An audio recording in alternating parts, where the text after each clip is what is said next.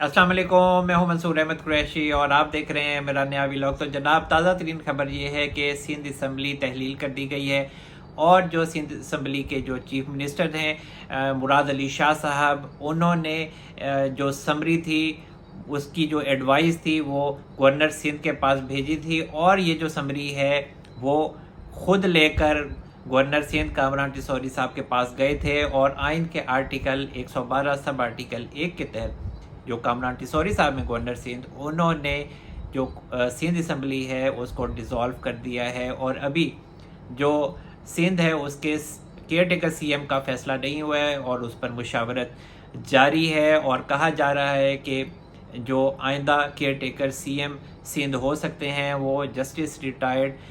मकबूल बाकिर साहब हो सकते हैं और आसिफ अली जरदारी साहब की हमेशा उन्हें किसी न किसी बड़े ओहदे पर लगाने की ख्वाहिश रही है। पहले वो चेयरमैन नैब के लिए भी एक मजबूत उम्मीदवार थे और वो मान नहीं रहे थे, लेकिन मियां नवाज शरीफ साहब हों या वज़ीर आज़म शहबाज शरीफ साहब हों, वो चाहते थे कि चेयरमैन नैब आफ्ताब सुल्तान साहब बने और फिर काफ़ी देर ये मामला लटका रहा और आखिरकार फिर जो जस्टिस रिटायर्ड मकबूल बाकिर साहब थे वो चेयरमैन नैब नहीं बने थे और आफ्ताब सुल्तान साहब को ही चेयरमैन नैब अपॉइंट कर दिया गया था। वो एक अलग बात है कि जो आफ्ताब सुल्तान साहब थे उन्होंने कहा था कि मैं अपनी मर्ज़ी से ये जो नैब है इसको चलाऊंगा और मैं किसी की डिक्टेशन नहीं लूँगा। फिर जैसा आपको पता है कि नैब में जो कुछ होता है या माजी में भी, और पहले जस्टिस रिटायर्ड जावेद इकबाल साहब थे और जो वो इमरान खान साहब की फरमाइशों पे करते रहे, तो जो आफ्ताब सुल्तान साहब थे वो एक न्यूट्रल हैं और बड़े अच्छे इंसान समझे जाते हैं, ईमानदार इंसान समझे जाते हैं। उन्होंने फिर जब उन्होंने देखा कि ये मामला ऐसे नहीं चलेंगे तो फिर उन्होंने खुद ही नैब से इस्तीफ़ा दे दिया था और अब कहा जा रहा है कि जरदारी साहब जो हैं वो बहुत ज़्यादा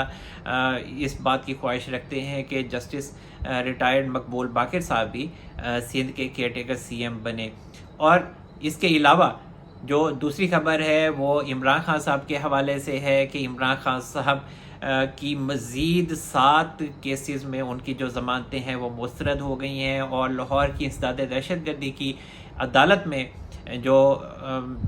उनके वकील थे इमरान खान साहब के, वो पेश हुए थे सलमान साहब, और उन्होंने इस्तदा की थी कि इमरान खान साहब चूँकि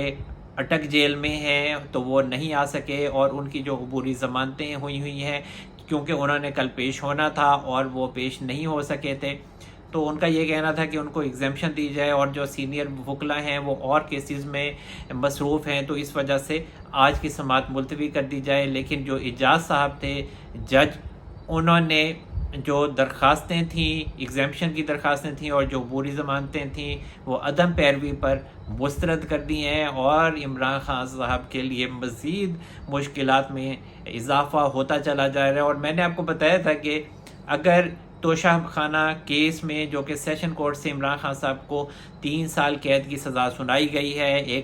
1 लाख रुपए जुर्माना हुआ है और अगर जुर्माना अदा नहीं करते तो फिर 6 महीने उनको मज़ीद सज़ा जो है वो भुगतनी पड़ेगी। तो मैंने आपको ये बताया था कि इमरान खान साहब ने बहुत से केसेस में ज़मानतें ली हुई हैं, तकरीबन 80 के 82 केसेस हैं। वो तो खैर कहते हैं कि मेरे ख़िलाफ़ 185 केसेस हैं, लेकिन 185 तो नहीं है, लेकिन कम है, लेकिन है बहुत सारे उनके ख़िलाफ़। और इमरान खान साहब का जो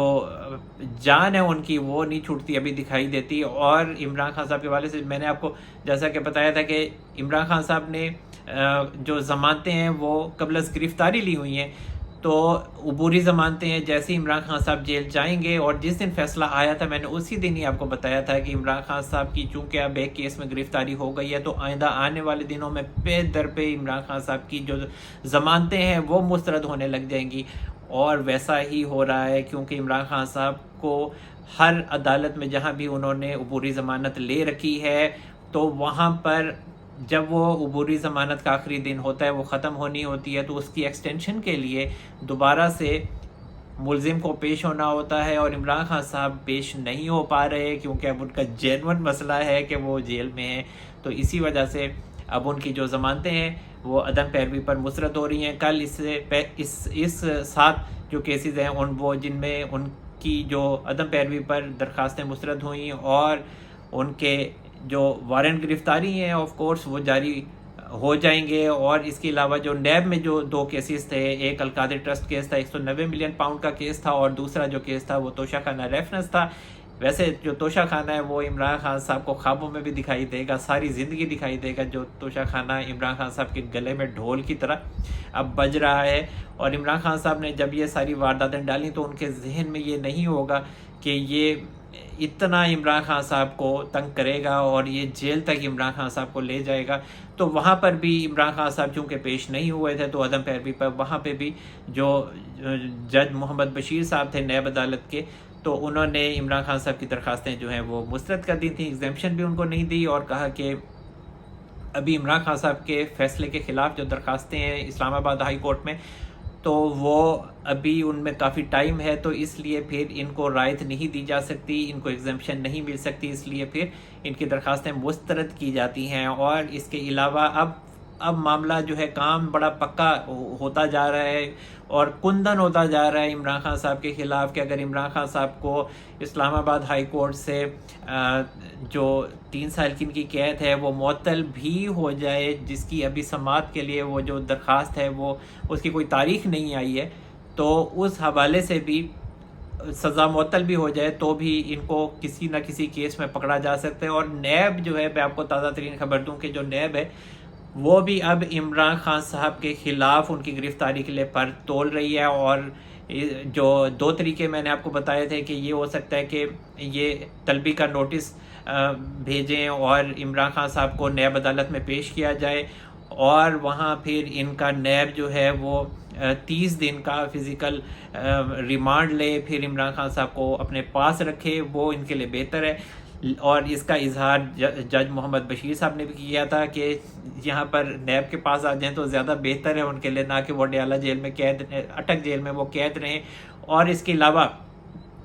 جو دوسرا راستہ ہے وہ یہ ہو سکتا ہے کہ نیب جو ہے وہ عمران خان صاحب کی اٹک جیل میں ہی گرفتاری ڈال دے، اور 30 روزہ جو فزیکل ان کا ریمانڈ ہے وہ وہیں پر ہی ان کا پورا کیا جائے۔ تو اگر نیب بھی ان کو اریسٹ نہیں کرتا فرض کریں، تو پھر یہ جو 9 مئی کے واقعات ہیں جن میں عمران خان صاحب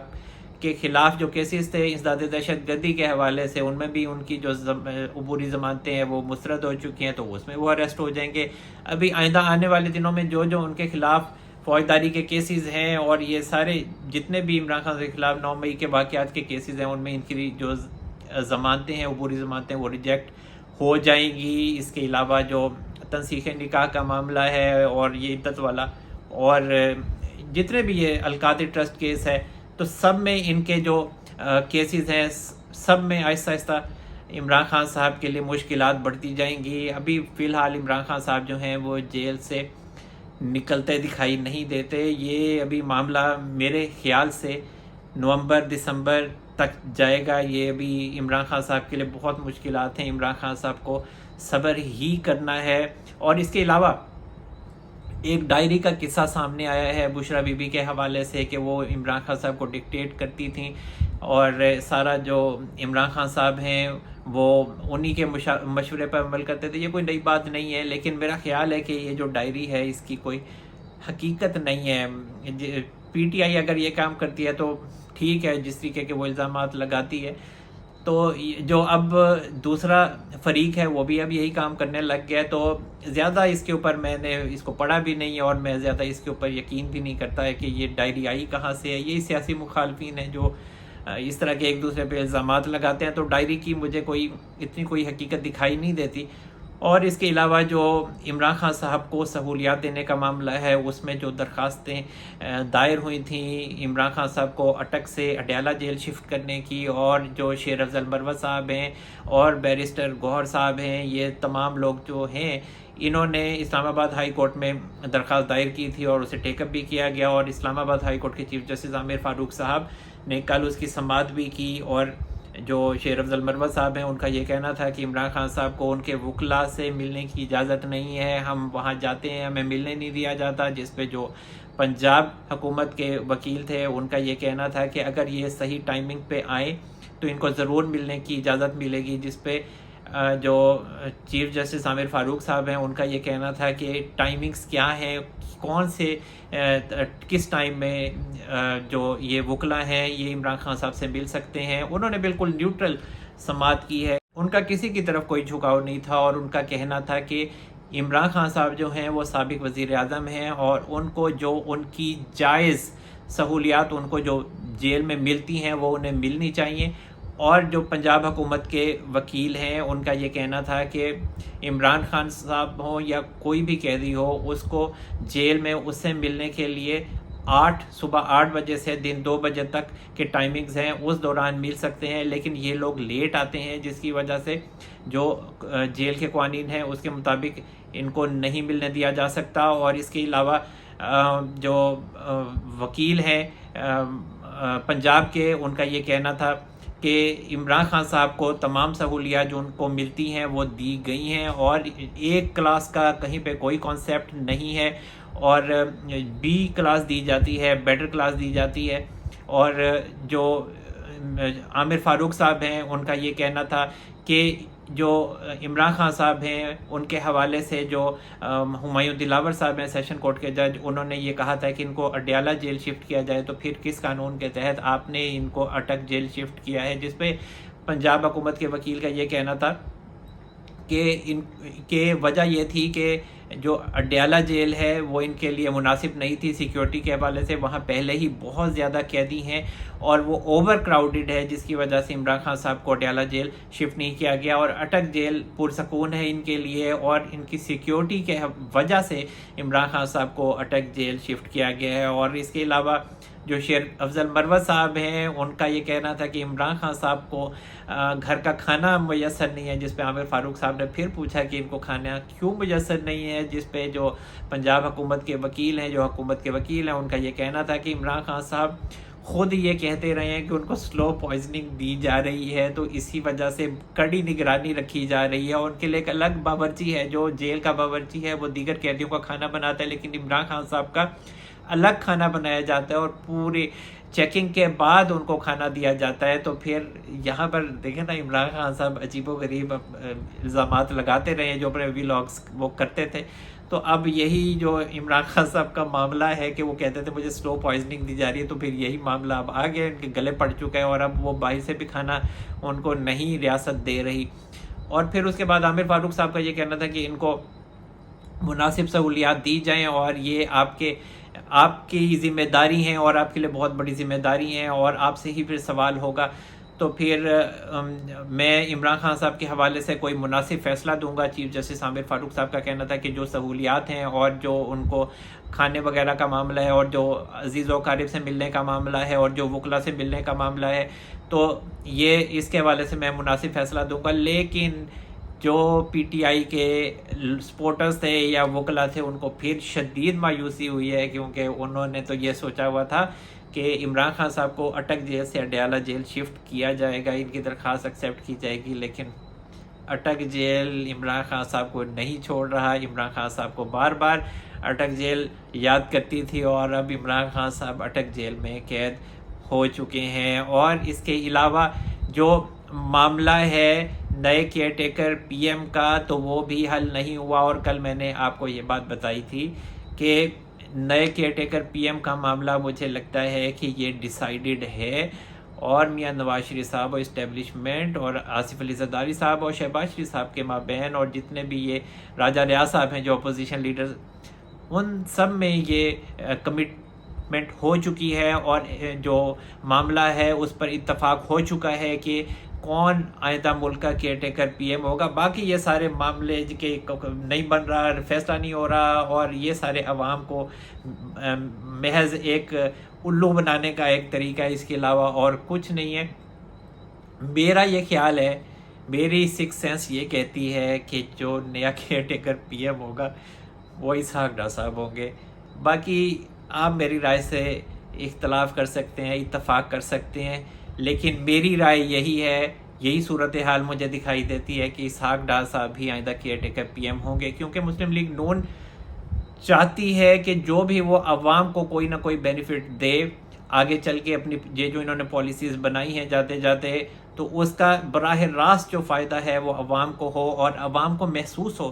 کہ مسلم لیگ نون ہی ہے اس کے پیچھے، جو عوام کی خدمت کر رہی ہے، عوام کے لیے کوئی سستی اشیاء وغیرہ کا کوئی اہتمام کر رہی ہے. تو یہ سارے جو معاملات ہیں وہ پھر تبھی چل سکتے ہیں جب نون لیگ کا کوئی بڑا بندہ آئے. اور میرا خیال ہے کہ چاہے وہ راجہ ریاض صاحب ہیں اپوزیشن لیڈر، یا پھر وزیر اعظم صاحب ہیں شہباز شریف صاحب، ان کے مابین یہ نام فائنل نہیں ہوگا، نہیں اناؤنس ہوگا. میرا خیال ہے پھر یہ پارلیمانی کمیٹی میں جائے گا، اسپیکر کی طرف سے جو بنائی جائے گی، اور اس میں 3 نام آئیں گے. اس میں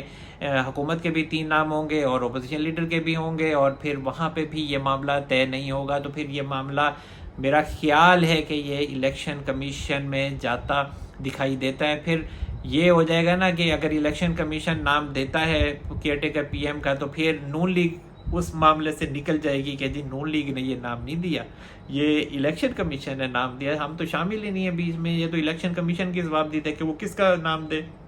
تو اور الیکشن کمیشن جو ہے وہ ایک خود مختار، آزاد خود مختار ادارہ ہے. تو پھر اسی وجہ سے یہ ساری سٹوری جو ہے یہ بن سکتی ہے. صورتحال تو یہی دکھائی دے رہی ہے. اور میں نے آپ کو یہ بھی بتایا تھا کہ وزیر اعظم شہباز شریف صاحب جو ہیں وہ ابھی کچھ دیر رہیں گے. پرائم منسٹر 14 اگست کہیں نہیں گئی اور یہ ابھی نہیں جا رہے. کچھ دن یہ لگتا ہے کہ یہ حکومت کریں گے. اور اس کے علاوہ جو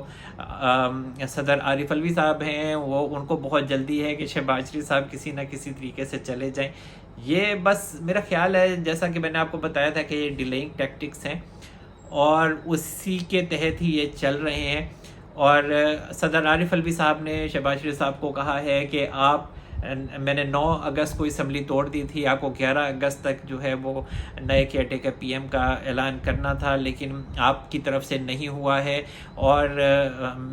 آپ جو ہیں مجھے نام دینے کے پابند ہیں تاکہ میں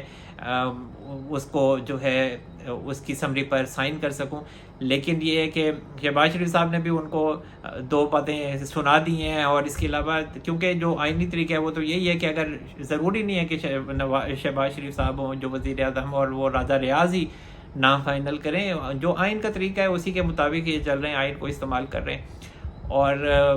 جو پھر پارلیمانی کمیٹی ہے اس کے بعد بھی الیکشن کمیشن ہے، یہ 7-8 دن لگ جاتے ہیں ویسے بھی آئینی طور پہ بھی. تو عارف الوی صاحب بھی خام خواہ میں نہ کریں، اور ان کے پاس کوئی کام نہیں ہے. تو اس کے علاوہ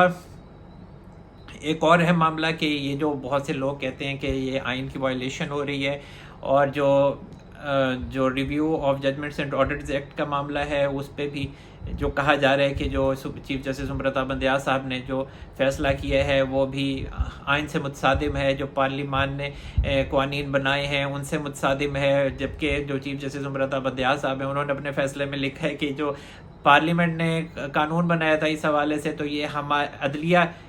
کی راہ میں یہ رکاوٹ ہے، متصادم ہے ان کے اختیارات سے، اور عدلیہ کی آزادی پر حملہ ہے. تو اس طرح کی یہ باتیں کرتے رہے، لکھا ہے فیصلے میں. اور اس کے علاوہ جسٹس منیب اختر صاحب نے بھی یہی بات لکھی ہے کہ سپریم کورٹ کے اپنے قوانین ہیں، ان کے اپنے رولز ہیں، اور ان کے جو رولز ہیں ان میں مداخلت نہیں کر سکتی پارلیمنٹ. تو اس طرح کا اختلافی نوٹ انہوں نے بھی لکھا ہے. تو آئین کو آج کل میرے بھائی مانتا کون ہے؟ تو آئین کو کوئی نہیں مان رہا یہاں پہ، نہ حکومت نے مانا ہے آئین کو، نہ کوئی اور مان رہا ہے. اور وہی مشرف صاحب کی بات ہے نا کہ آئین وائن کچھ نہیں ہوتا، انسان کو خوش رہنا چاہیے. تو یہاں پر دوسری بات یہ ہے کہ عمران خان صاحب نے آئین کو کتنا مانا ہے. آپ قاسم سوری صاحب کی غلط رولنگ دیکھ لیں جو انہوں نے دی تھی، اور پھر اس کو پھر سپریم کورٹ کے جو چیف جسٹس امرتا بندیال صاحب ہیں 5 رکنی بینچ، اس نے کالعدم قرار دیا تھا. ان کے خلاف کیا کارروائی ہوئی ہے؟ ان کے خلاف کارروائی ہو سکتی تھی لیکن نہیں ہوئی. تو کتنا عمران خان صاحب نے آئین کو مانا ہے؟ 2014 سے دیکھ لیں کون سے آئین کو مانا گیا ہے. اس میں جس طرح سے دھرنے ہوئے ہیں، جس طرح سے اداروں نے بیچ میں مداخلت کی ہے، جسٹس قاضی فائز عیسیٰ صاحب کا فیصلہ دیکھ لیں، وہ 2014 یہ جو فیض آباد دھرنے کے حوالے سے تھا، اس پہ پھر جو جسٹس قاضی فائز عیسیٰ صاحب کو جو مشکلات سہنی پڑی، ان کے خلاف جو ریفرنسز آئے تو وہ بھی تاریخ کا حصہ ہیں. تو جو میاں نواز شریف صاحب ہیں ان کے قریبی حلقے یہ کہتے ہیں کہ ہم نے کوئی ٹھیکہ تو نہیں لیا ہوا ہے کہ ہم ہی آئین کو مانیں. تو یہ ساروں نے آئین کو ماننا ہے. تو اسی وجہ سے پھر جو حکومت ہے وہ چلتی تو آئین پہ ہی ہے، لیکن उसमें जो है ना जिगजैग करके चल रही है और बड़े तरीके से चल रही है कि कोई ये ना कह सके कि हम आइन के मुताबिक नहीं चल रहे। वैसे आपको याद हो तो मियां नवाज शरीफ साहब को जब नायल किया गया था तो उन्होंने पिंडी में पहला जलसा किया था और वहाँ उन्होंने कहा था कि आइन जो है ना वो दोबारा से तहरीर होना चाहिए, इस आइन को अब कोई नहीं मानता। तो हो सकता है कि आइंदा आने वाले दिनों में कोई इसके ऊपर भी कोई कार्रवाई हो और मियां नवाज शरीफ साहब अगर वज़ीर आज़म बनते हैं तो हो सकता है कि वो इस जो आइन है पाकिस्तान का मौजूदा उसमें कोई तब्दीलियां की जाएं। और इसके अलावा जो एक और है मामला है वो है बुशरा बीबी के हवाले से कि जो नैब है उसमें कल वो पेश हुई थी अलकादिर ट्रस्ट केस के हवाले से, और मेरा ये ख्याल है कि बुशरा बीबी को गिरफ़्तार इसी वजह से नहीं किया जा रहा कि बुशरा बीबी इमरान खान साहब के साथ डबल गेम कर रही हैं और वो इदारों के साथ ताउन कर रही हैं जो तहकीकाती इदारे हैं। और कल जो नैब के जज हैं मोहम्मद बशीर साहब, उन्होंने बाकायदा पूछा था कि क्या बुशरा बीबी के वारंट गिरफ्तारी तो जारी नहीं हुए, तो उस पर जो नैब के प्रोसिक्यूटर थे मुजफ्फर अब्बासी साहब, उनका कहना था कि नहीं जी इनके हवाले से कोई अहकामात नहीं है कि इनको गिरफ़्तार करने के। और फिर बुशरा बीबी अपनी हाज़िरी लगवाने आई, जो उनकी अबूरी ज़मानत थी दोबारा उनकी अबूरी ज़मानत हो गई और वो वापस घर चली गई। बाद में इमरान खान साहब से भी मिली हैं, लेकिन मेरा ख्याल ये है कि इमरान खान साहब के लिए बुशरा बीबी बहुत ज़्यादा मुश्किलात पैदा कर सकती हैं। और अगर जितना बुशरा बीबी को इमरान खान साहब मानते हैं, जितना वो उनकी सुनते हैं, और अगर बुशरा बीबी उनको इस हवाले से धोखा देती हैं जो कि महसूस होता है कि वो धोखा दे रही हैं, और इमरान खान साहब के ख़िलाफ़ जो केसेस हैं उनमें वो नैब के साथ ताउन कर रही हैं, क्योंकि देखें जो लोग नैब से या दीगर इदारों से ताउन कर रहे हैं उनको हाथ नहीं डाला जा रहा, उनको अरेस्ट नहीं किया जा रहा। और आप देख सकते हैं कि जो उस्मान बुज़दार साहब हैं वो इसकी वाज़ेह मिसाल है। और मैंने जैसा कि बताया कि उनको तत्ती हवा नहीं लगाई ना उन्होंने, तो इसी तरह जो बुशरा बीबी हैं उनको भी तत्ती हवा नहीं लगने दी गई। अभी तक वो उनको अरेस्ट नहीं किया गया, हालांकि वो पूरी की पूरी इमरान खान साहब के साथ शामिल हैं। और ये जो 9 मई के वाक़यात हैं उनमें भी वो बाकायदा तौर पर मुलव्विस हैं, बल्कि अगर मास्टरमाइंड हैं तो वो असल में बुशरा बीबी ही हैं। तो अगर इमरान खान साहब को ये पता चलता है कि बुशरा बीबी जो हैं वो डबल गेम कर रही हैं, तो फिर इमरान खान साहब अटक जेल में ही देवदास बनते दिखाई देते हैं। तो ये सारे जो मामलात हैं वो इमरान खान साहब के अगेंस्ट ही जा रहे हैं। और एक बात मैं आपको बता दूं कि ये जो आइंदा केयरटेकर गवर्नमेंट होगी, इसमें इमरान खान साहब हों या पीटीआई में शामिल जितने भी इनके लोग हैं जो रहनुमा हैं, उनके लिए खासा कड़ा वक्त आने वाला है। और 9 मई के वाक़यात के हवाले से मज़ीद गिरफ़्तारियाँ हो सकती हैं, चाहे वो लाहौर है या फिर वो KPK है। और लिस्टें जो हैं वो भी बनाई जा चुकी हैं और उन पर अमल दरामद शुरू हो चुका है। तो ये जो आने वाला वक्त है वो PTI के लिए खासा कड़ा वक्त होगा, और रियासत जो है वो PTI को